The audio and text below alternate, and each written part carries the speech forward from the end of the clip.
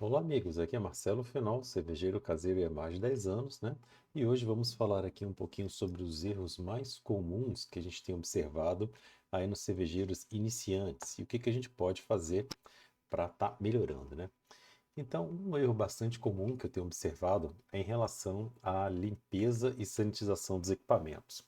Muitas vezes os colegas têm feito uma limpeza moderada, não tão efetiva, não tão boa assim, guardado o equipamento, e aí depois no dia lá que vai fazer a abraçagem, alguma coisa, simplesmente sanitiza, né? Joga lá um álcool no fermentador e não confere aquela ausência de resíduos dentro ali dos teus equipamentos, principalmente da parte fria. Então, quando a gente tem essa sujeira que está lá no fermentador, numa torneira, numa mangueira, essa sujeira, ela sanitizar ela não resolve o problema. Você não consegue eliminar aquele agente de contaminação. Você realmente precisa estar esfregando ali, fazer uma limpeza física, né? Ou usar algum tipo de agente de limpeza química, né? Como por exemplo ali um Vanish da vida, né? Um percarbonato de sódio, para conseguir desencrustar essa sujeira. Além dessa sujidade eh, comum de resto ali da tua última abraçagem, também eu percebo que às vezes há alguns agentes contaminantes, como por exemplo pontos de ferrugem. Alguns colegas eles não conseguem fazer uma secagem muito bem de todos os equipamentos que fazem ali parte da panela, do fermentador, né, da bomba, e acaba gerando pontos de ferrugem. E esses pontos de ferrugem também vão acabar produzindo ali algum sabor ruim, né? Alguma contaminação na tua cerveja, gosto de ferro, aquele gosto de sangue que vai acabar estragando ali a tua cerveja, né?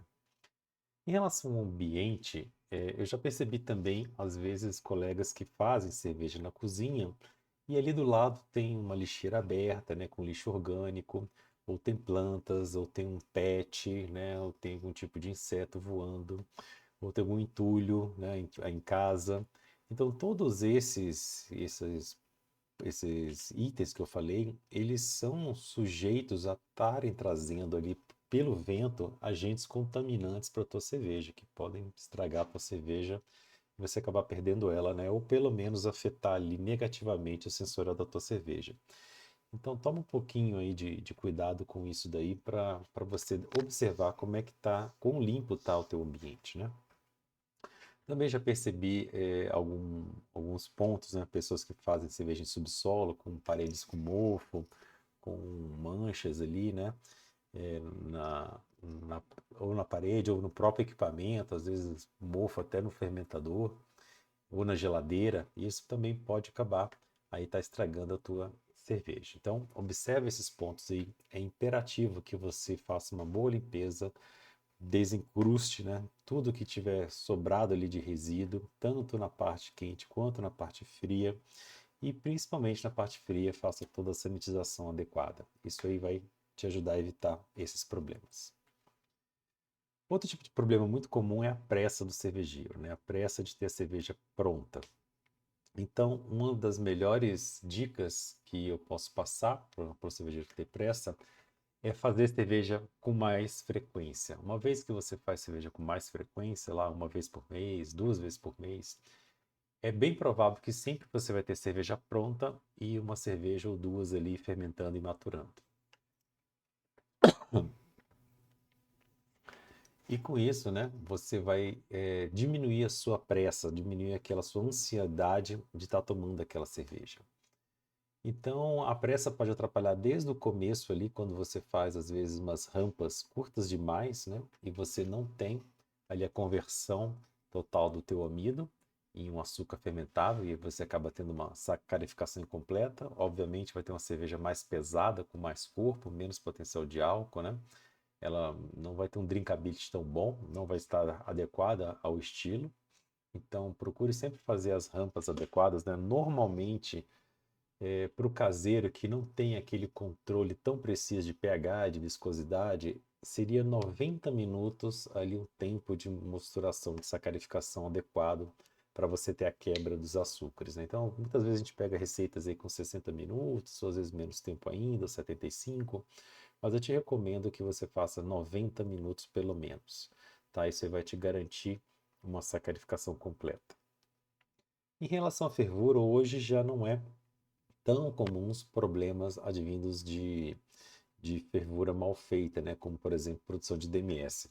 Mas ainda alguns maltes de malterias pequenas aqui no Brasil, principalmente ali no sul, que eles não têm um controle tão adequado assim do processo de malteação, e esses maltes precisam de uma fervura um pouco mais intensa, né? Pelo menos ali meia hora, alguns até um pouco mais para eliminação de todo o DMS. Então planeje aí que para você fazer nas suas receitas fervuras de 30 a 60 minutos, que vai ser adequado para a maioria dos estilos, né? Geralmente uma fervura de 30 minutos é suficiente. O problema de uma fervura de 30 minutos é que você não tem uma evaporação tão boa. E quando você não tem uma evaporação tão boa, você não consegue baixar o teu AOG é, o suficiente às vezes, né? Então isso vai depende de você ter uma extração, fazer uma lavagem muito bem feita. Então se você não tem uma eficiência muito grande ali do teu processo de mosturação e lavagem, acaba que você é obrigado a ter uma fervura ali de uma hora para você ter essa taxa de evaporação maior e conseguir ali a concentração, né, a OG para a fervura adequada para a tua cerveja. Terceiro ponto aqui é uma fermentação incompleta. Essa fermentação incompleta, ela está mais ligada à própria fase de maturação. Então, muitos colegas utilizam apenas ali o air lock, né, as borbulhas, como fonte medidora, e parou de borbulhar, ele acha que a fermentação acabou, daí já faz um cold crash e no outro dia já está invasando. E isso não é uma boa prática, isso pode gerar problemas do tipo até garrafas explosivas, né, quando você não tem a atenuação 100% ali da cerveja. Mas um problema mais comum é você ter uma cerveja que ela não foi corretamente maturada, né? A presença da levedura ali é importante, aqueles dias de contato, 3, 4, 5, às vezes mais dias, no caso das lagers, né? Em contato ali com a cerveja para fazer o processamento daqueles subcompostos que dão gosto ruim, né? Na tua cerveja. Então, não tenha pressa, faça ali uma boa fase de maturação da tua cerveja após a fermentação ter completada, né? Após você confirmar ali 2 dias seguidos que a FG foi alcançada, né? Que não tem mais nada para atenuar, mas não tenha pressa para fazer o invase. Isso é até importante para fazer uma clarificação melhor aí da tua cerveja. Outro erro comum é processo inadequado. Então, isso acaba gerando, por exemplo, cerveja turva, ou cervejas muito escuras, né? Então, no caso da cerveja turva, um processo que é bastante comum é a falta de recirculação, né? A pessoa, por exemplo, na verdade são duas coisas aqui, a falta de recirculação e o tempo de espera após o flame out, né? Então, a falta de recirculação, além de deixar teu moço com proteínas de alto peso molecular que vão acabar influenciando ali nas bolhas, né? Fazendo bolhas maiores na tua cerveja, ele também pode deixar a tua cerveja mais turva, onde ela vai levar mais tempo ali para clarificar. Então, uma circulação média é adequada, né? O excesso de recirculação também não é muito bom, porque acaba quebrando demais, né? Filtrando demais as proteínas, e você pode ter problema de espuma, né? Espuma que não... Retenção de espuma, aquela espuma que, igual de refrigerante, faz, 1 minuto depois perde toda a espuma. Então, isso pode ser também excesso aí de circulação. Trazer um excesso de trub da panela de fervura para o fermentador também é um erro bastante comum, né? A pessoa ali quer aumentar a eficiência, né? Quer tirar todo o máximo ali da panela de fervura e acaba arrastando muito trub de fervura para a fermentação.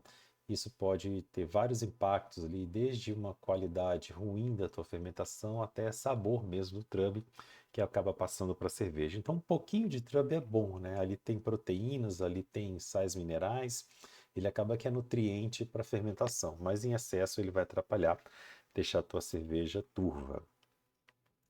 E um terceiro ponto é o excesso de levedura na garrafa, né? Para quem faz prime em garrafa. Então, esse excesso de levedura da garrafa muitas vezes acontece não porque ele está arrastando a levedura da fermentação lá para dentro da garrafa, mas porque acabou produzindo mesmo muita biomassa de levedura na garrafa.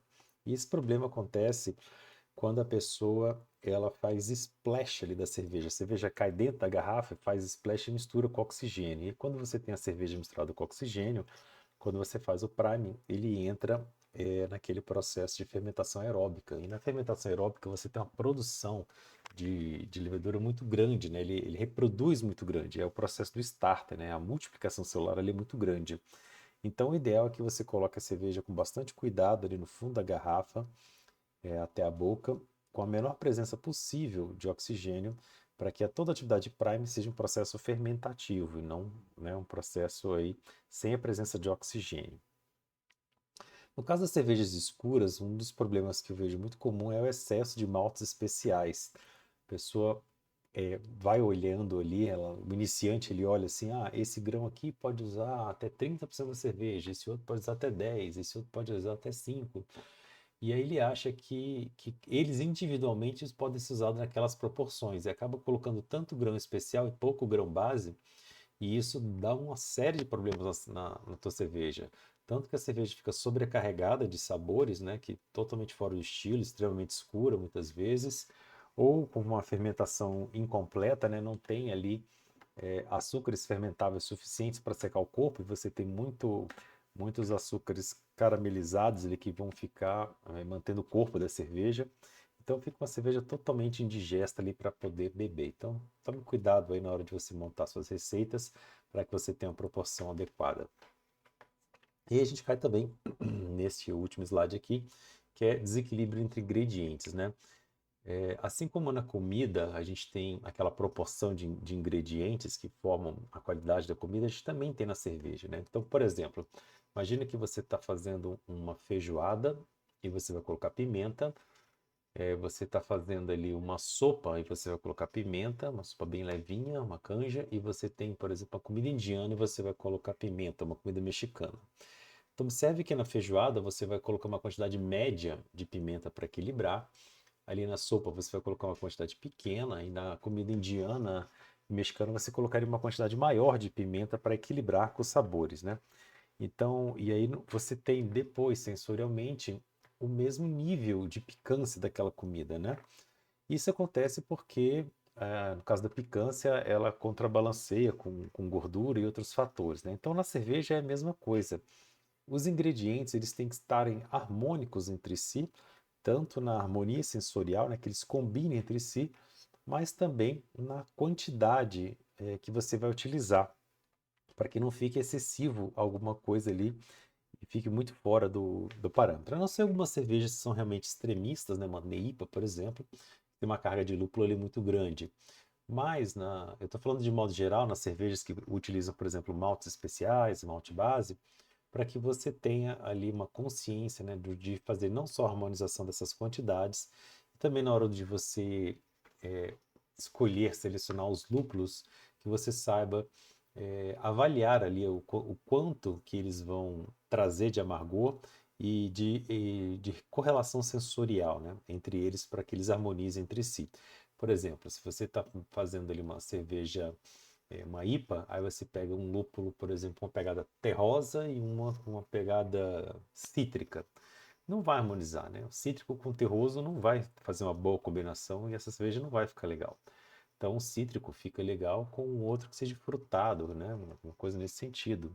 Às vezes até um floral ali ainda vai, mas um lúpulo terroso, né, não seria bacana.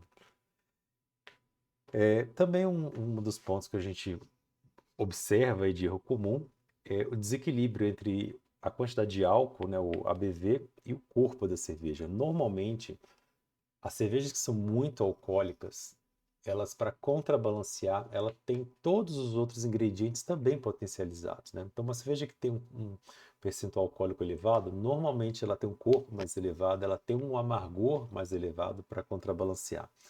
E o inverso também é verdade. Uma cerveja que é muito leve, ela tem menos corpo, quase nada de corpo, né? Quase nada de álcool, e um amargor muito mais sutil. E esses três elementos, eles são base para uma cerveja bem equilibrada. Então procure equilibrar, né, os ingredientes. Quando você aumenta ali, quero mais alcoólico, então faça compensação de amargor, faça compensação ali de corpo, para você ter uma cerveja mais adequada, né? Mais equilibrada, com maior drinkability. Pessoal, o que eu queria passar para vocês era isso. Se você gostou aí, se inscreva, né?